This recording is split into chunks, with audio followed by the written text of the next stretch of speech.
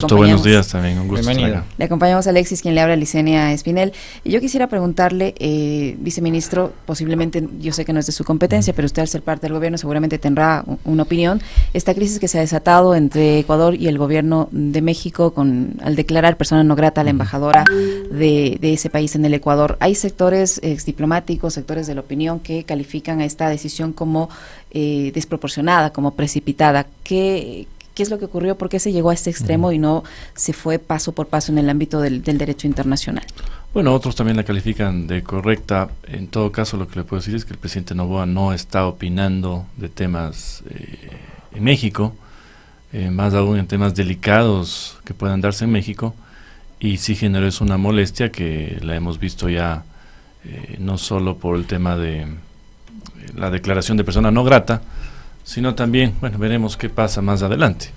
Evidentemente las relaciones comerciales jamás deben verse afectadas por temas políticos, pero los temas políticos sí son sensibles y lamentablemente sí ha habido una sensibilidad Ecuador-México, especialmente por lo que ha pasado en la embajada las últimas semanas. Yo esperaría que se resuelva esto con calma, pero por lo pronto creo que se equivocó el presidente de México al opinar de un tema tan delicado. ¿Pero qué es lo que les molestó de lo que dice el presidente de México? Porque el presidente de México no le menciona al presidente Daniel Noboa no le menciona, pero se refiere hace a un tema relato de lo que ocurrió en el periodo electoral para todos, que además está todavía sujeto a investigación, como ustedes saben, y lanzar una declaración de esa magnitud no creo que fue oportuno por parte de ellos. Pero tenemos embajadores que han hecho declaraciones mucho más fuertes y en esos casos no ha habido ningún pronunciamiento de la Cancillería en su momento, existir, ¿no? Debería existir. En teoría un embajador no tiene que inmiscuirse en temas locales, ni tampoco gobernantes de otro país en temas locales, si se quiere cuidar una relación diplomática. Bienvenido, viceministro, qué gusto tenerle acá. Yo decía en el comentario, es diplomacia y se esperaría que en estos asuntos prime justamente la diplomacia. ¿Había que llegar a una medida tan extrema como declararle persona no grata o se manejaron quizás otras posibilidades, herramientas, llamar a consultas a la embajadora? Una conversación entre el presidente Noboa y el presidente López Obrador diciéndole, oye, presidente, me parece que tu declaración fue por lo menos desacertada, creo que deberías rectificar.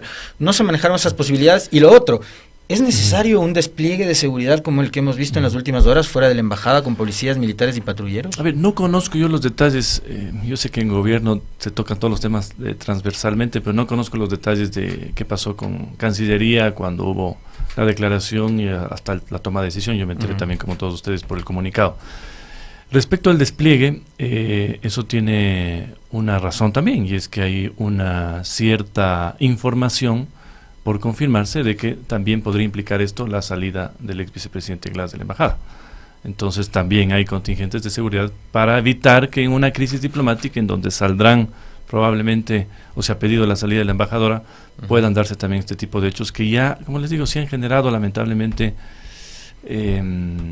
problemas en la relación entre México y Pero Ecuador. la canciller esta mañana en una entrevista con otro medio ha descartado esa posibilidad de que el ex vicepresidente Jorge Glass pueda salir de esta delegación diplomática y por el contrario ha dicho que la presencia masiva, un poco exagerada para algunos, de policías y militares, incluso con un camión enorme allí, obedece a la demostración del malestar que en las instituciones del Estado ha provocado la declaración del presidente y AMLO. tiene toda la razón, pero es evidente también que hay un tema de, no sé si es refugio o asilo este momento, perdón, no es asilo formalmente, pero esta presencia en la embajada que con la salida de la más alto rango diplomático, ¿en qué queda?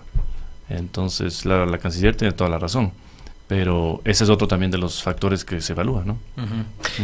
Viceministro, en los últimos días hemos visto un rebrote muy importante en el ámbito de la inseguridad y la violencia. Solo en el feriado de Semana Santa la propia policía reportaba al menos 137 muertes violentas que entendemos en el transcurso de esta semana posterior a la Semana Santa se han incrementado. No sé en cuánto usted nos podrá tal vez dar la cifra exacta de la cantidad de muertes violentas que hay ahora mismo, pero hemos empezado a ver una serie de relatos y de discursos tanto del presidente Noboa, de algunos de los funcionarios del gobierno, que dan cuenta de una suerte de repetición de lo que fue el discurso de Guillermo Lasso también cuando estaba en marcha la consulta popular del 5 de febrero del año pasado, de culpar a grupos y organizaciones políticas de este rebrote de la inseguridad. No sé cómo lo están evaluando ustedes a la interna, cómo se están llevando adelante también los planes operativos del Plan Fénix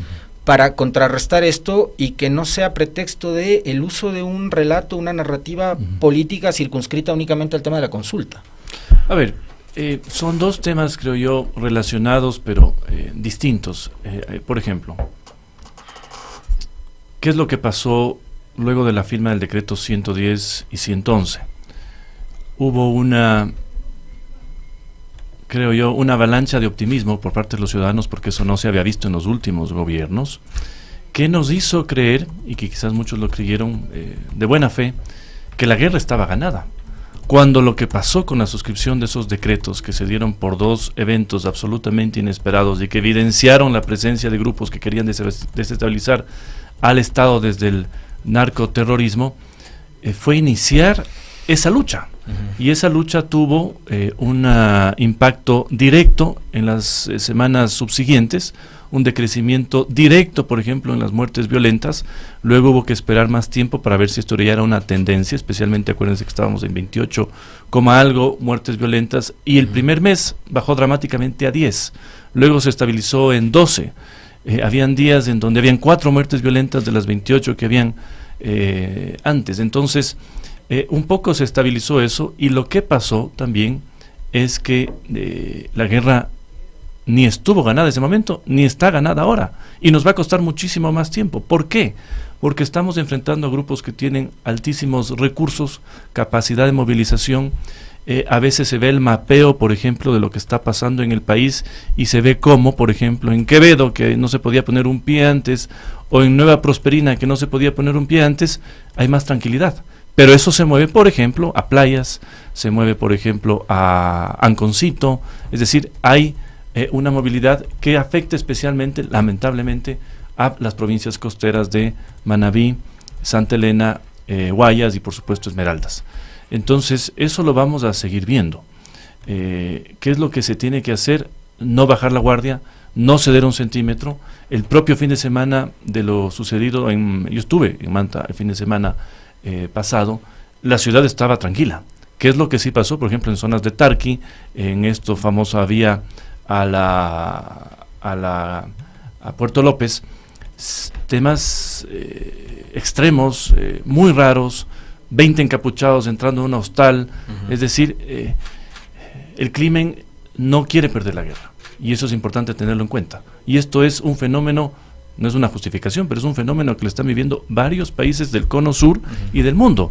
Revisen ustedes la prensa española este fin de semana, lo que pasa en Suecia. O sea, Suecia, un país que uno diría, oiga, ahí no pasa nada. No, hay un brote de violencia terrible que les afecta ya incluso a los suecos, no se diga a los colombianos, a los peruanos. Eso no significa que no se tenga que hacer nada, se tiene que hacer mucho más dentro de los recursos que se tienen. Así que yo lo que esperaría es que bueno, poco a poco vayamos viendo ya las tendencias. Hay una bajada, pero hay brotes. Y sí nos preocupa que hay cosas, y si hay elementos, yo con esto quiero decir que un partido político está, quizás lo que decía el gobierno anterior, atrás de la desestabilización específica, utilizando al crimen. Pero es el propio crimen el que está preocupado por muchas cosas. Una de esas sí es la extradición distinta, por si acaso, no planteada. A la que usted se oponía en la consulta de Lazo. Nunca me puse. Pero usted se oponía a la consulta de Lazo. Nunca me puse. Deme una prueba donde yo me opuse a la consulta de Lazo. Pero ustedes, el Partido Social Cristiano, mantenían una tesis contraria en esa época. No, dígame dónde está. Todas las entrevistas previo a la consulta del 5 de febrero. Nunca me opuse a la consulta. Yo tenía contra de las tesis de Lazo. No, pero no a la consulta. Jamás estuve, y yo en lo personal ni el partido en contra de la consulta. Yo sí tenía, y la pregunta que no me gustaba era la del CPCC, porque más allá de que yo dogmáticamente estoy en contra de la existencia del CPCC o de que tenga las funciones que tiene, no me gustaba el anexo en donde la designación de las autoridades era un dedazo presidencial. Pero el resto de preguntas yo jamás me puse. Bueno, y ahora la extradición, ¿en qué soluciona el problema de la inseguridad, viceministro? A ver, primero está planteada de forma distinta a la del gobierno anterior. La del gobierno anterior estaba circunscrita a tipos específicos de delitos y conductas que no le hacían tan viable en la práctica si ese delito no estaba presente en otra legislación. No se olviden que la extradición sirve si un país está interesado en que un delincuente vaya allá. Si no está interesado, no sirve para nada. Y por supuesto en temas de narcotráfico, en temas de tratas de personas, especialmente donde haya crímenes transnacionales, estas bandas que ayudan a ecuatorianos cobrándoles como coyotes para pasar al Darién, son crímenes ya transnacionales. La extradición sí es, sobre todo para las grandes cabezas, una preocupación que sirve como, no diría disuasión quizás, pero es un temor que se genera. Entonces, en la práctica sí sirve, pero lo hemos planteado de forma distinta. No, jamás me opuse, por si acaso, eso se cree, pero no. Viceministro, la ministra Palencia ha dicho que, bueno, ya se acaba el estado de excepción y que se analizan medidas jurídicas y constitucionales para mantener la presencia de Fuerzas Armadas en las calles, en las cárceles, etcétera, etcétera, donde están actuando ahora para luchar contra la inseguridad. ¿Ya tienen definidas cuáles van a ser esas medidas que se van a aplicar una vez que finalice el estado de excepción? Estamos analizando todas las salidas jurídicas. Al principio se pensó que el decreto de excepción se podía prolongar, por ejemplo, como ha pasado con Bukele en El Salvador, donde creo que hay más de 37 decretos de excepción renovados. Vamos a encontrar la forma jurídica de sostener la presencia militar, especialmente en las cárceles, que es donde no se puede perder un solo centímetro de control. Esperando también, por supuesto, una respuesta favorable de los ciudadanos, al menos a la pregunta del apoyo de Fuerzas Armadas, que nació de la Asamblea, para que sin estados de excepción podamos tener presencia militar en lo que se necesita. Pero no se puede este rato ni salir de las cárceles. Son 10.000 militares cansados, que no ven a su familia, pero que están en la primera línea de guerra, en cárceles, y 10.000 más que están en las calles, ¿no? En este momento. Yo quiero recordar un tuit de septiembre del 2022, porque ahora le andan buscando los tuits al viceministro. Ahora se noticias de una semana. ¿Por qué cree sobre eso? Dame un segundo. Sí. El entonces asambleísta Esteban Torres, en septiembre del 2022, decía: el gobierno no necesita una consulta popular para intentar reafirmarse en el poder. Eso lo anhela únicamente el círculo rojo. Lo que necesita urgentemente es gestión. Entregar recursos a la policía, poner medicinas en los hospitales, tapar los huecos en las carreteras. La gente lo que le debe decir ahora: ustedes son gobierno, hagan eso, lo que sugería en septiembre. Y lo otro, sobre el tema de la extradición, quisiera saber cuántos pedidos de extradición tiene actualmente el Ecuador. Y después digo, para extraditar, por ejemplo, a Fito, primero habría que capturarle, porque se les fugó a ustedes. Por supuesto. Podría ser también el caso de todos aquellos que están por temas de narcotráfico en la roca este momento, si tienen, como digo, un interés de los Estados Unidos de ser extraditados o de otro país. Ahora, respecto de eso, ¿cuáles son las particularidades? Lo primero, esa fue una consulta que nació por iniciativa del gobierno de ese entonces, un gobierno que además entró a una consulta con el 10% de popularidad, es decir, no podía perder la consulta y necesitaba esa consulta para subir esos números. Esto es distinto en este momento. Primero, porque la consulta no nace por el gobierno. Ahí estamos absolutamente equivocados. La consulta, el acto electoral, nace con la aprobación de la Asamblea de la reforma constitucional de los militares. En eso estamos de acuerdo. O sea, íbamos a consulta sí o sí. Íbamos a consulta sí o sí. ¿Qué es lo que ha hecho el gobierno? A ver, vamos a gastar, porque la papelería reduce quizás $5 millones en el proceso de consulta, pero sigue costando casi 50 millones. ¿Vamos a aprovechar ese momento para preguntar temas importantes o no? Y por eso se presentaron 2 bloques de preguntas de reforma legal y de reforma constitucional, que luego del control constitucional de la Corte se quedaron en 10, más la una de la Asamblea, son 11. Pero estábamos obligados a ir a las urnas. Y no se podía posponer, porque muchos decían, ok, la ratificación de la enmienda, pasémosles al 25. Según el diseño constitucional era imposible. Entonces, ¿qué es lo que ha hecho el gobierno? Ha dicho, si vamos a un momento electoral, aprovechémosle como deberíamos hacerlo. Y por eso tenemos estas preguntas que además no tienen incidencia, por ejemplo, en meter la mano en justicia, no tienen incidencia en tener preguntas a veces paraguas, que como tratar de toros, gallos. No. Son preguntas claras, específicas, que esperamos. Pero hay quienes señalan que hay 2 preguntas que sí son preguntas gancho, ¿no? ¿Cómo cuál? La del trabajo por horas. Eso es fundamental. Y la del arbitraje internacional. Pero eso es fundamental. Queriendo venderle a la ciudadanía, digamos, la idea de que con eso se va a generar empleo. La prohibición constitucional, y mi maestría en Londres, mi especialidad siempre fue el arbitraje internacional. La novelería de prohibir el arbitraje internacional en la Constitución de Montecristi es uno de los peores daños que se le ha hecho a la economía ecuatoriana. Eso no es pregunta de paraguas o farol. Pero hay sectores absolutamente que dicen necesaria. que va a abrir la puerta para que se hagan enormes, millonarias indemnizaciones. Absolutamente falso. Y yo estudié eso Entre porque esas la de Chevron. mi tesis en la Universidad de Queen Mary en Londres justamente analizó ese diseño constitucional y las repercusiones. Curiosamente, lo que se piensa, por supuesto tenemos casos como el de Chevron, pero en número hemos ganado más arbitrajes internacionales de los que hemos perdido. Y de hecho, no se prohíben hoy los arbitrajes internacionales. Únicamente está prohibida la sede fuera de la región.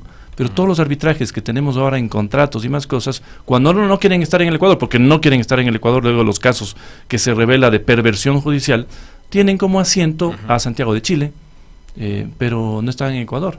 Entonces, no es tanto ya el tema del CIADI, el propio diseño ya del arbitraje internacional está dejando el CIADI. Buscan otras sedes, sí, en Londres, en Singapur, en Nueva York, pero no es como tal ya el CIADI, que eran inversiones de estados.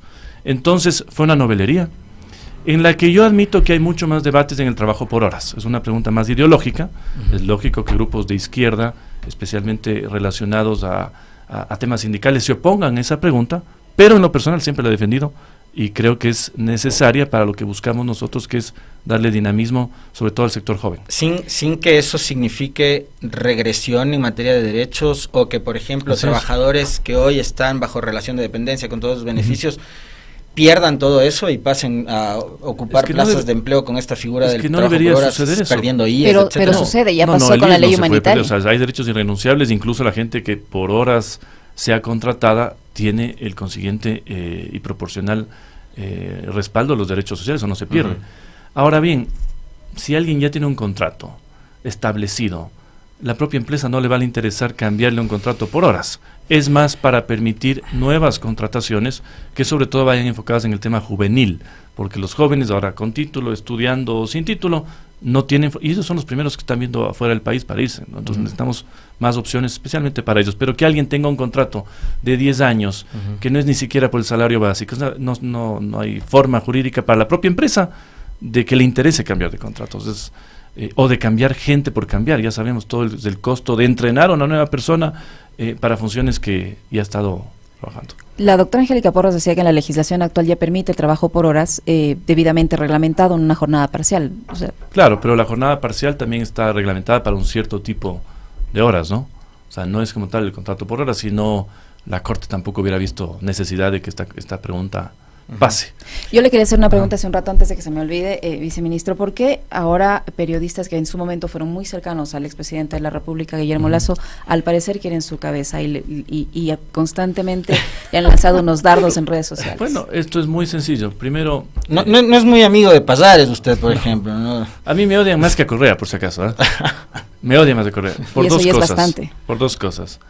Y claro, han intentado desgastarle al presidente, primero metiéndose con cada uno de los ministros. Esto fue uno, hasta que llegué yo. Ahora hay más personas ahí que están con los dardos. A mí no me perdonan dos cosas. Lo primero, haber sido interpelante en el juicio político, porque yo tengo la creencia muy personal de que si yo no entraba a la interpelación junto a la asambleísta Viviana Veloz, no había muerte cruzada, ¿sí? Más aún cuando yo tomo esa decisión un día viernes, un día domingo me eligen con más de 100 votos vicepresidente y el juicio teníamos el martes. Y la muerte cruzada se firma el martes en la noche. Eso es lo primero. Y lo segundo, no toleran tampoco estos señores, a los que les he dicho los cachorros lazis, que sea parte además de la continuación del relato. Porque una cosa es haber combatido un gobierno que yo creía que era muy malo, pero estar en la posibilidad de cambiar ese relato desde un gobierno en donde han visto que hay gestión política exitosa, 5 de 5 leyes han sido aprobadas, la relación con los grupos políticos siempre es complicada, pero no se ha roto como se rompió en el gobierno anterior, y eso es algo que tampoco me perdonan a mí en lo personal. Yo me río un poco, aguanté un poco los golpes, pero ya tuve que salir a defenderme también, porque comenzaron a darle mucho la vuelta a esto. Lo interesante, y esto es lo positivo, es que el presidente de la República, por su personalidad y por su propio paso por la Asamblea, le da poca importancia a lo que otros gobernantes le daban muchísima importancia. Había gente que gobernaba viendo el Twitter y otros gobernantes que les importa realmente lo que tiene que importarles. Por eso estuvimos esta semana en Manta, evaluando lo que pasó justo en Manta. Estuvimos en Rocafuerte. Un presidente no había pisado Rocafuerte, según nos dijeron ahí no sé si incluso el presidente Correa estuvo en Rocafuerte. y estamos haciendo esa presencia que sale del Twitter. Entonces ellos viven en el Twitter, está bien, pero eso no tiene trascendencia. Viceministro, digamos, yo fui testigo de su desempeño en la Asamblea durante un trayecto y después de una evolución súper interesante. Porque en un momento de conflictividad como vivía el país, una de las pocas voces sensatas en la política, y voces jóvenes además, era la suya. Por eso, digamos, nosotros recurríamos permanentemente en entrevistas con legisladores que estaban por fuera del espectro del correísmo, y una de esas voces era Esteban Torres. Y veía, yo lo tengo que decir, sí, un nivel de madurez muy interesante. Y usted empezó a hablar de que el país necesitaba calmar las aguas, empezar a dialogar, tender puentes, y cuando llega Noboa vemos que el presidente genera esos consensos, esos diálogos que eran necesarios con bancadas que le permiten, además, esto que usted manifestaba hace un momento, la posibilidad de haber aprobado en 4 meses 5 leyes urgentes. Pero después vemos un presidente que, y usted nos va a explicar por qué, hay algunos que señalan que hay un desplome en las encuestas, estamos de cara a una consulta popular, está bajando la intención del voto del sí, lo ha mencionado la propia Sedatos, y empieza a confrontar, confronta con AME, ha llamado al presidente de AME casi que peón de Lasso, ha dicho que Lasso está controlando a las municipalidades, no sé cuánto control puede tener Lasso, que es probablemente el político peor evaluado, peor calificado y con menos intención de voto en este momento. Eso le quiero preguntar, ¿qué tanta incidencia tiene? ¿Y por qué este cambio en la forma de hacer la política de parte del presidente Noboa, que se mostraba en un momento más conciliador y que ahora ha salido a decir que si te opones eres atrasapueblo, que si te opones eres un conchudo, que si te opones eres un amargado? ¿Qué pasó? A ver, yo creo que es una reacción a los ataques que vienen justamente de ciertos líderes sociales y políticos. El gobierno no ha confrontado por confrontar. Grupos que están representados en la Asamblea, no es que se ha roto, pero siempre hay problemas cuando los líderes de ciertas agrupaciones lanzan ataques directos personales que tampoco pueden quedarse sin respuesta. O sea, también uno aguanta palos, pero en algún momento tiene que decir el pare. Y vemos, por ejemplo, cómo se han activado por esta consulta algunos grupos de frente, todo por el no. Otra cosa, se enteran que el decreto de excepción fenece un día y el día siguiente ya llaman a la primera convocatoria a una marcha. Eso no quita que se rompa el diálogo, pero tampoco podemos quedarnos callados. Lo que me ha pasado a mí, yo también he pasado tranquilo y todo, me han empezado a dar palo y he tenido que salir, pues también. O sea, no es que alguien gane en la confrontación per se, pero si los ataques no cesan y de ciertos líderes van a lo personal, a la burla, bueno, también ya hay que responder, ¿no? Eso no implica que se rompe todo. O sea, la política también es saber aguantar, dar de vuelta, pero ser lo suficientemente maduro es seguirse sentando en la mesa y decir, a ver, resolvamos. ¿Qué es lo que estamos haciendo con AME? Luego de esos bombazos lógicos y comprobados, hoy se van a reunir. Hay reuniones, por supuesto. Y sí nos pareció insólito que anuncien una marcha cuando el diálogo con ellos ha sido permanente, enseñándoles las cuentas, señores, entre esta plata va para ustedes, va para pagar las deudas, nada se esconde aquí. Pero sí sentimos ya una reacción con una lógica política a puertas de una consulta, y lo tuvimos que decir, el presidente lo dijo. Pero Lasso salió al paso, ¿no? Y salió con rima. Sale al paso Guillermo Lasso y dice, presidente, usted está identificando mal a sus enemigos, nosotros estamos apoyando el sí, la consulta, yo no soy. ¿Qué está haciendo Lasso? ¿Qué tanto poder tiene Lasso? ¿Y qué significa el apoyo de Creo a la consulta? Ahora nada, pero... No, más bien es un lastre. Es un lastre y es una forma de subirse a una plataforma para ver si se revive políticamente algo que estaba ya absolutamente afuera. Pero lo que sí hemos detectado es un ataque al presidente en lo personal, a su familia, a los ministros, que viene de un aparataje mediático formal e informal, también me refiero a los troll centers, con esa lógica del desgaste. Entonces, sí, hubo que decirlo y hubo que evidenciarlo, y eso sabemos que viene especialmente dentro de una lógica de decirle, Noboa no puede gobernar o no sabe gobernar, entonces yo no fui tan malo, ¿sí? Y eso nos dimos cuenta desde el principio. Vea usted cómo dejan el Estado, 4.600 millones de dólares caídos, 4 meses caídos a los GATS. Este gobierno sin plata logró igualarse. Está la cuota al día de enero haciendo los esfuerzos para que se pague el mes de febrero y cumplir con lo que tradicionalmente se ha hecho, que es la transferencia mes caído. Entonces, hemos logrado salir al paso, pero les molesta eso, ese éxito político, porque ellos sí pueden pasar leyes, porque nosotros no pudimos, y porque hay un respaldo que yo creo que se ha estabilizado. Hubo un pico de popularidad, evidenciando primeramente algo que no habían visto los ecuatorianos en los 2 últimos gobiernos, que era acción, decisión, juventud, firmeza, dinamismo, y que se ha estabilizado porque es lógico que haya inconformidad por el tema del IVA, por lo que se creía que se había ganado la guerra, pero realmente que se dan cuenta que seguimos en guerra, pero yo sigo viendo esos números en buena... O sea, entre el 60 y 70%, que es una aprobación muy buena.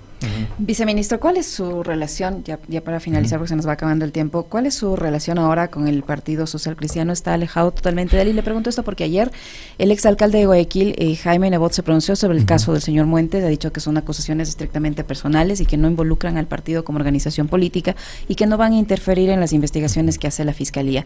Pero a la vez él citó que detrás de todas estas calumnias, dijo, en contra de su organización política, están un grupo de amargados que llegaron al poder y no hicieron nada, que tienen incluso investigaciones en la Fiscalía y que tratan con esto de distraer la atención para que sus nombres no salgan a la luz en las investigaciones que hace la Fiscalía.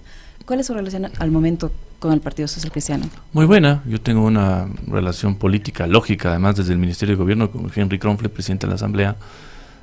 Tengo diálogo con varios legisladores, no solo socialcristianos, correístas, de Construye, gente buena, con todos. Así entiendo yo la política, siempre la he entendido así, que es no separar al que piensa distinto, pero evitar la confrontación personal innecesaria. O sea, eso es la línea que yo entiendo la política y jamás he cruzado, y cuando la cruzan me molesta.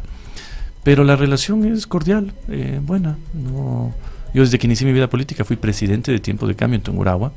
Entonces tampoco es que tuve jamás una afiliación directa al partido, y eso me permitió tener siempre libertad, pero bien, buena. La situación que atraviesa Pablo Muentes, el PCC, los entredichos, ¿a ustedes no les genera incomodidad? A ver, y es un tema un poco ajeno, lejano, pero en lo personal sí le tendría que decir que hay una molestia, ¿no? Es una molestia porque yo, al menos cuando era jefe de bancada, procuraba tener armonía, comunicación con todos los miembros de la bancada. Ese es el trabajo de un jefe de bancada, y uno sí da confianza a las personas, y este tipo de cosas molestan. Vea usted el daño que me han querido hacer por fotos, cuando yo no tengo absolutamente nada que ver en lo que se está investigando, pero han querido hacer ese daño. Y ese es también parte de esa lógica de estos periodistas que yo le digo, que están en este desgaste y que pensaban que no iban a ser evidenciados y han sido evidenciados. Viceministro, para cerrar, desde el Cantón Milagro en la provincia del Guayas nos llegó la denuncia de que ayer en un acto en el que fueron convocados ciudadanos de ese cantón, de Milagro, asistieron a una brigada de cedulación gratuita para personas con discapacidad, convocada por el Registro Civil en colaboración con el Consejo Nacional para la Igualdad de Discapacidades, CONADIS, y otras instituciones, y que ese evento público, organizado por instituciones públicas, estaba siendo utilizado para lograr firmas de adherencia al movimiento ADN. Usted está viendo ahí el formulario entregado por el CNE, las siglas ADN y las firmas de las personas que supuestamente estaban acudiendo a un evento para cedulación a personas con discapacidad y que denunciaban este hecho. ¿Está pasando esto? Es decir, ¿hay instituciones públicas que están en la obligación de hacer campaña primero por el sí, después de afiliar a gente al movimiento del presidente? No creo que esté pasando, porque eso no se puede dar, sería ilegal, deberían denunciar si eso ha sucedido. Y además el partido ADN ya está con todas las firmas presentadas al CNE. Entonces está solo esperando el proceso de verificación. No harían falta ni siquiera más firmas. Pero en todo caso, si es un tema público, lo pueden denunciar, ¿no? Está denunciado en redes sociales. ¿Ustedes van a hacer algo? Pero no deberían denunciar la persona que estuvo ahí. Yo no estuve ahí. Claro, pero ustedes no van a hacer nada para controlar eso. no sé quién está la autoridad ahí, debería denunciar la persona. Yo al menos no tengo ahorita tiempo de estar denunciando cosas que no me constan tampoco. O le podríamos pasar si alguien tiene el número del consejero Guarderas, pues, al consejero Guarderas de Participación Ciudadana, para que se haga cargo. No va a haber cambios de ministros. La señora Sade Fritzsche de Ambiente ha sido muy cuestionada por sus declaraciones. Eso depende exclusivamente del presidente, él tendrá que ver. Hubo un cambio de ministra recientemente, por si acaso la semana pasada, en el tema Cenecit. Pero eso depende del presidente. Sí es cierto que una forma de evidenciar desgaste del gobierno a veces es hacer cambios de gabinete o buscar los cambios de gabinete, pero eso tendrá que tener una lógica de ver cómo está funcionando cada entidad, y si más allá de declaraciones o apariciones públicas no hay un buen trabajo de aquellos ministerios. En el caso de Ambiente yo mismo he verificado cómo está funcionando eso, y está funcionando bastante bien a pesar de lo complicado de esa cartera. Pero dependerá del presidente, él es el dueño absoluto de esas decisiones. ¿Ustedes podrían sentarse a dialogar con Leonidas Diza? Tuvimos un primer diálogo, le cuento, por ¿Cuándo? el tema de Amauta Huasi. No directamente yo, pero por el tema de Amauta Huasi hubo un diálogo con el gobierno. ¿Qué es lo que lamentablemente evidenciamos de su postura? Él no quiere dialogar, ¿sí? Él está en una lógica distinta. Él es un precandidato presidencial. Está viendo cómo sube ciertos números caídos de este momento de cara al 2025. Por eso es que toma una postura en contra. Pero en todo caso, si algún rato quiere ir a mi oficina, está invitado. No tengo lío. Muy bien. Gracias, Muchísimas viceministro. gracias, viceministro. Qué gusto tenerla.